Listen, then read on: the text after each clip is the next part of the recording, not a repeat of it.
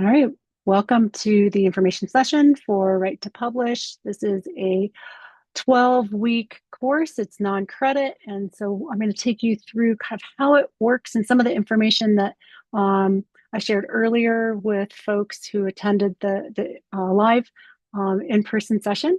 And so this is a recording just so that if you couldn't attend that one, now you can get caught up, or if you need a refresher on the information, then you can have that information. So the Right to Publish course is for graduate students and postdocs at Colorado State University. It runs, as I mentioned, for 12 weeks, and we cover topics anywhere from, in general, writing for publication through abstracts to, revising, and then cover letters and responding to readers and so on. And so the course itself is basically a series of workshops that come together to help support you as a writer in learning and understanding some of the things that you would need to be developing and doing in order to publish. Notice that we have sessions on open access and copyright, and we will be addressing issues of using AI in research and scholarly publication. CSU Rates broadly, and I'm going to give you some context for CSU Rates, some of the offerings, and kind of how this course fits in.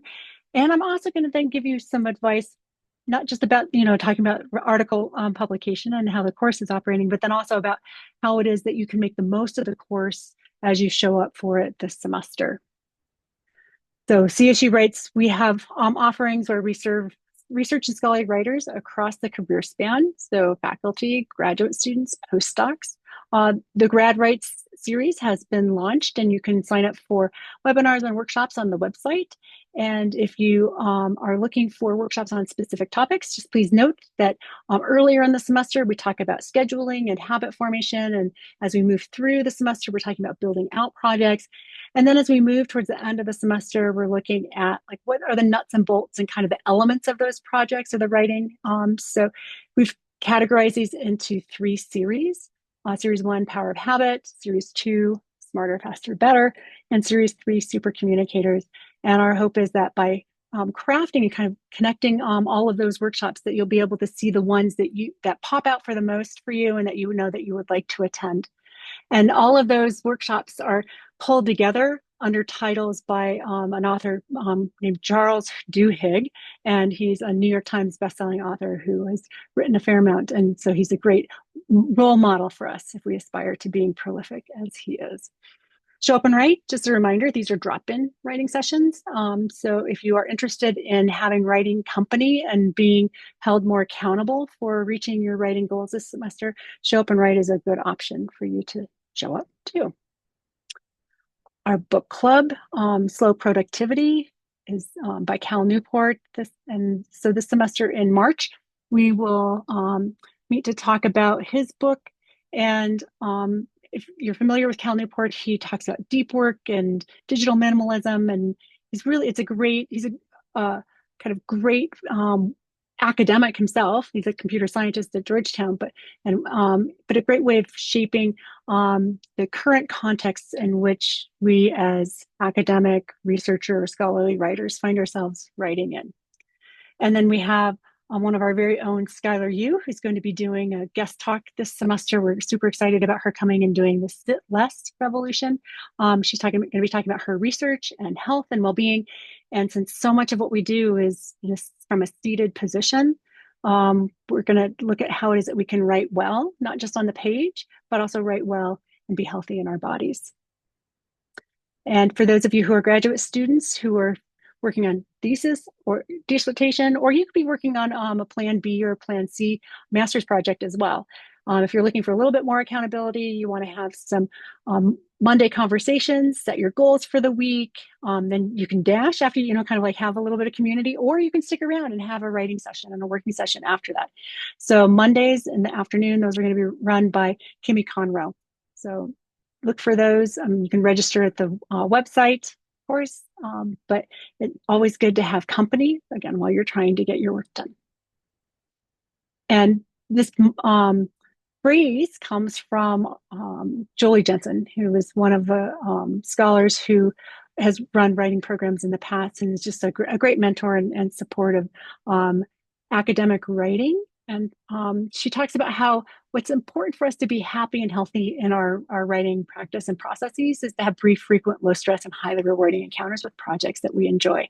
And so this was, we have stickers of these left, but we used to have pint glasses, and you can see that we do have some swag. So if you show up for 20 sessions for Show Up and Write, by the way, you do get a piece of swag. Now onto the course. Okay, so you get the context in which Write to Publish is happening.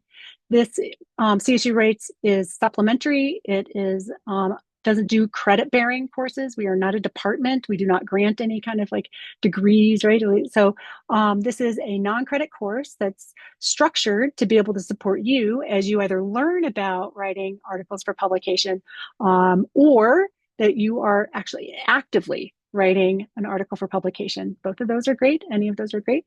And we have 12 weeks of workshops. And then there afterwards, some writing sessions for about half an hour, a little bit from 4 to 4:30. There's a Google course that's connected to this. We used to be on Canvas, so occasionally you'll hear me say Canvas instead of Google because I'm not used to saying Google course. But just know that you should be, if you signed up for this, you should be able to have access by the, I said February 1st at one point, and then I think it's actually Thursday, the 31st. Yep, here I said February 1st. So just note you'll have it a day earlier. We're going to work to make sure we get everybody access to that Google Classroom so that you can have access to the resource pages, but there's also been modules set up and there are assignments for each of the modules. The syllabus includes a description and what the outcomes are, and that the goal is for you to be working at your own pace ultimately. We'll be covering, because it's a course and we have to keep moving forward, we'll be covering thematic units each week, right? The versions of standalone workshops or webinars. But it's not just descriptive. It's not for all journal articles. I try to be aware of disciplinary differences, and I often encourage you to go and kind of check if you have a question that I can't answer. I'll make sure that I tell you that I can't answer it and that you need to go and check with the journal that you know is up for question, or maybe with your advisor or other colleagues who might be able to answer that for you. But for the most part, what we do is this really great general connection to article writing and publication. Some of the books, recommended books that we have, they're not required for participation, but if you would like to have a copy of one or borrow one, excuse me, then just know that CSU Writes has these to lend. But I also highly recommend that if any of these strike you as being supportive, that you get your own copies and write in them and use them. The Getting It Published, the Scientist's Guide to Writing, great. Writing More and Publishing More, awesome. And then if you're a non-native English writer, that science writing, research writing, Hillary Glassman Deal's book on writing for non-native English speakers of English is fabulous. There's actually a newer edition out, and I recommend it to people whose first language is English too, because it's such a great resource, and being able to write sentences that make sense. So the top two, actually, I was saying two, but this is actually the same edition of the same book, but Wendy Belcher's Writing Your Journal Article in 12 Weeks. So it's one of the ways that we take the 12 weeks notion. We follow loosely along, but not exactly. So we have created some of our own assignments. We also cover things like copyright and ORCID ID and have people come in and do talks. And this edition is pre-AI. So loosely, but it's if you're looking for a guide and you want to have more details on what it is that you're getting in the Write to Publish course in these webinars, then please grab yourself, get a book. And if you need a copy, please reach out and let me know.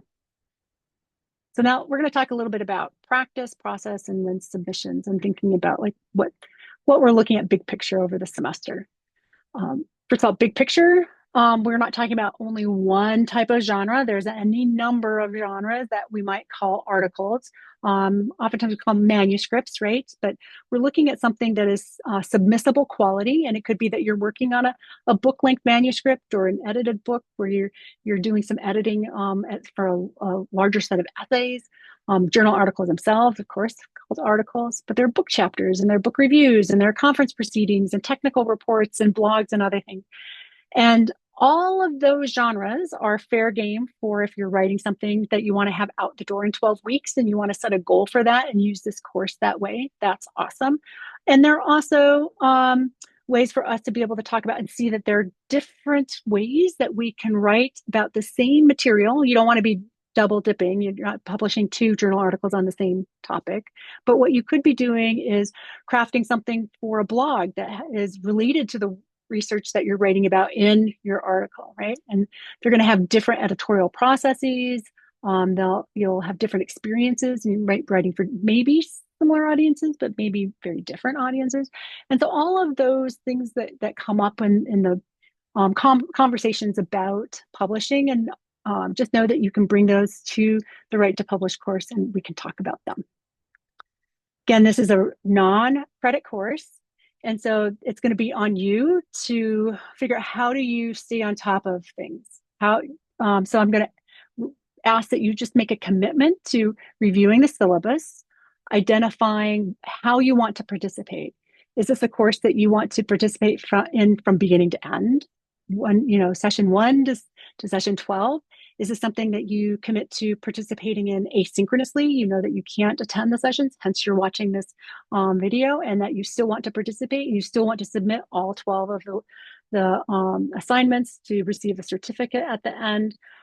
Is it something that you want occasionally to pop in, and there's certain topics of those workshops that interest you and you want to be able to attend those? That all of those are perfectly fine. But I would ask for you to be clear on your end how it is that you're going to participate, and then for you just to participate in that way. So just let us know.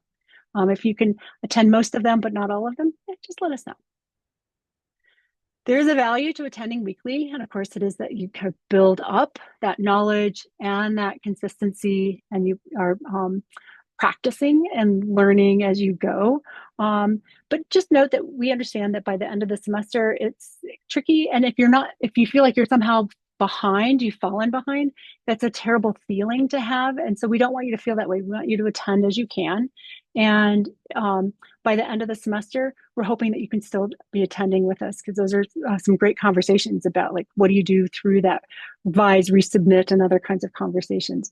So even if you're not submitting the assignments at that time, please attend. We'd love to have you, and your conversation is welcome. I love the life project. I show it at least once or twice a semester just because it's one of my favorite pieces from Austin Kleon. And Austin Kleon, he says he stole it from his friend Maureen McHugh. So I'm not the person who stole this. I'm the one who stole it from Austin Kleon. How's that?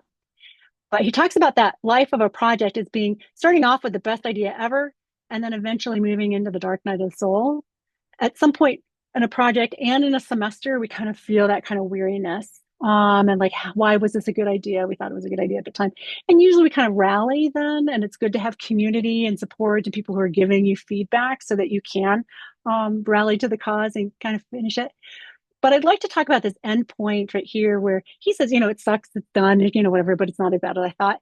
And I think that that's where most of us are when we hit the submit button on an article. Like, we're like, well, I got to send it off, and you just kind of send it off. And sometimes we're like, well, this is awesome. I'm so excited. I can't wait to hear back from them and hear what they think and if they want to publish it. But more often than not, it's kind of like, oof, I think this is good enough. And then you submit. And so at CSU Writes, the place where we're always working towards is submissible quality, at least on our end, So is it good enough to submit to your committee for feedback, right? Or for your defense? Is it good enough to submit then to the graduate school to confer your degree? Is it good enough to submit to a journal article or journal editor, to be able to hear their feedback and get get a sense of whether they're interested in the article or not? So at some point in time, you're going to be submitting a lot and getting in the habit of being able to figure out like what's submissible quality for you, what's good enough for you to be able to submit. So that's kind of where we are. That's our gauge.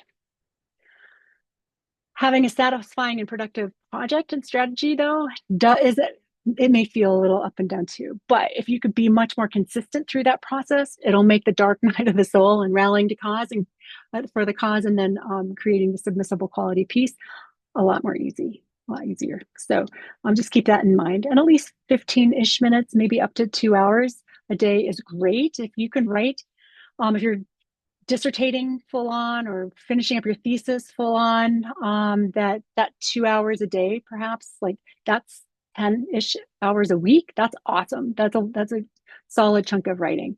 You may have to pair reading with it or some crafting of images or other things. So you might be working at other times during the day too, but you're thinking about writing proper and kind of getting that work done. Yeah, a couple hours a day is a lot.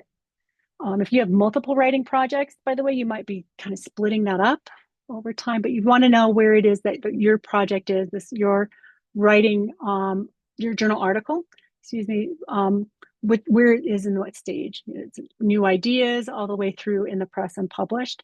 And if you haven't read Aaron Furtug's My Productivity Pipeline, it's a lovely kind of meditation and explanation from a faculty member who's at CU in Boulder, who just starts writing about, like, this is how I'm tracking my articles. The process ultimately may not feel very linear. It might feel all over the place. I love this Masaru Hori's painting on the pipeline. I think this is what the process feels like a lot of time. But just if it feels like that, just know if you're still showing up, you're still doing it well. You're still doing a great job.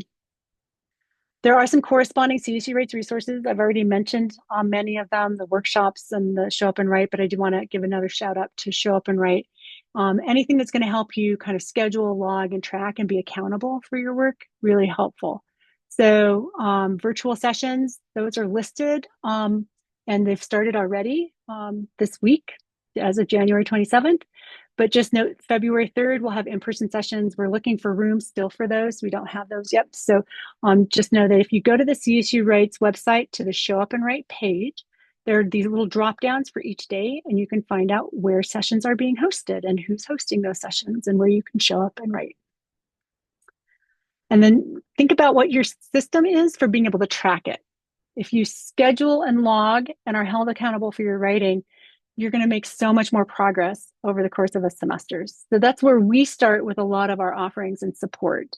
How can we help you schedule? How can we help you log? And how can we help you be accountable for it? Setting up a course like Write to Publish is one of the ways that we do that. But you can just think about your own writing productivity. Are you scheduling? Are you logging? Are you being held accountable? And if any one of these is missing or off, that's one of the key elements to writing productivity that you're going to want to pay attention to this semester then. What can you change? Mention time, but like, can you spend at least 2-hour sessions perhaps in a week working on your article? That would be good to move an article forward. It may be if you're in crunch time for your thesis or dissertation that you're going to be spending many more hours more regularly during the week doing that. But for an article that you've already got an idea that it's pretty much drafted or kind of sketched out from a conference presentation, spending a couple hours twice a week working on that article would be good to get through this semester. Thinking about where your writing time fits. If you haven't already planned out your weeks to prioritize writing and know where that writing sessions fit, make sure that you do that at the beginning of the semester. So if you want help and have conversation, please reach out to CSU Rates. We're happy to have those conversations. But just thinking about like all the times that you don't want to write and have it reveal the times that you do have available for writing and when you want to write, and then just making sure that you protect those times. Helpful. My recommendation is to keep your routines and your system simple, in part because your scholarship and the work that you're doing is going to be quite complex. And so the simpler you can make your routine and your system, the easier it's going to be for you to show up and do the work that you need to do over the semester. Ultimately, we look forward to working with you as you write this semester through Write to Publish, and we love to see you at other CSU Writes retreats and Show Up and Write sessions and other events. So look forward to talking with you. If you have any questions, feel free to email Kimmy or I. You can do the CSU Writes at colorstate.edu, or just our names will auto-populate if you're in CSU Writes Outlook. Look forward to working with you, and happy writing.